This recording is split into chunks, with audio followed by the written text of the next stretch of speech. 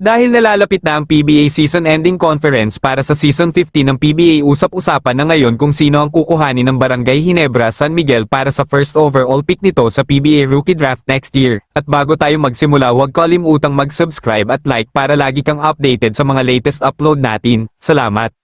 Dahil nalalapit na ang PBA season-ending conference para sa Season 15 ng PBA, usap-usapan na ngayon kung sino ang kukuhanin ng Barangay Ginebra San Miguel para sa first overall pick nito sa PBA Rookie Draft next year. Tinitingnan talagang mabuti kung sino ba talaga ang mga pinagpipilian ng Barangay Ginebra San Miguel para makuha sa top pick nila sa susunod na PBA Rookie Draft, dahil ang draft din next year ang isa sa mga sinasabing pinakamalakas na draft na mangyayari sa PBA. Unahin na natin ang isa sa pinakasinasabi at masasabi nating hinog na talaga sa international game na si Dwight Ramos. Masasabi natin na si Dwight Ramos ang masasabi nating top choice ng Barangay Ginebra San Miguel para sa first overall pick nila, dahil alam naman talaga natin kung anong kalidad ang meron ng isang Dwight Ramos, at masasabi din natin na magiging deadly talaga ang Big 3 nanograms Dwight Ramos, Scottie Thompson at RJ Abarrientos para sa Barangay Ginebra San Miguel kung makuha nila ito. Nilagay naman natin sa second choice ng Barangay Ginebra San Miguel ang isa ngayon sa mga player ng Gilas Pilipinas team na si Motor Mike Phillips. Si Mike Phillips ang isa sa mga sikat ngayon at inaabangan din na pumasok sa PBA draft next year, dahil alam naman natin na bibihira lang talaga ang pumapasok na big man sa PBA na kasing kalidad nito. Magagamit ng Barangay Ginebra San Miguel si Mike Phillips, lalo na hindi na bumabata ang isang Jepet Aguilar, at bagay pumalit sa pwesto nito sa Barangay Ginebra San Miguel sa future.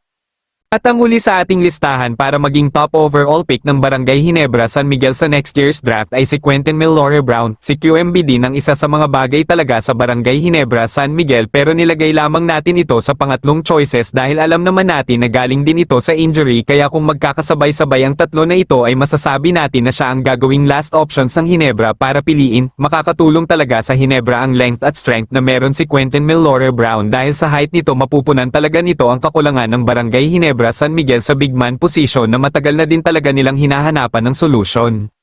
Kung kayo ang tatanungin mga ka-Lloyd Sports Zone, sino nga ba ang kukunin ng Barangay Ginebra San Miguel para sa first overall pick nila next year's rookie draft, comment na. At bago matapos ang ating video, huwag kalimutang mag-subscribe at like para lagi kang updated sa mga latest upload natin. Salamat!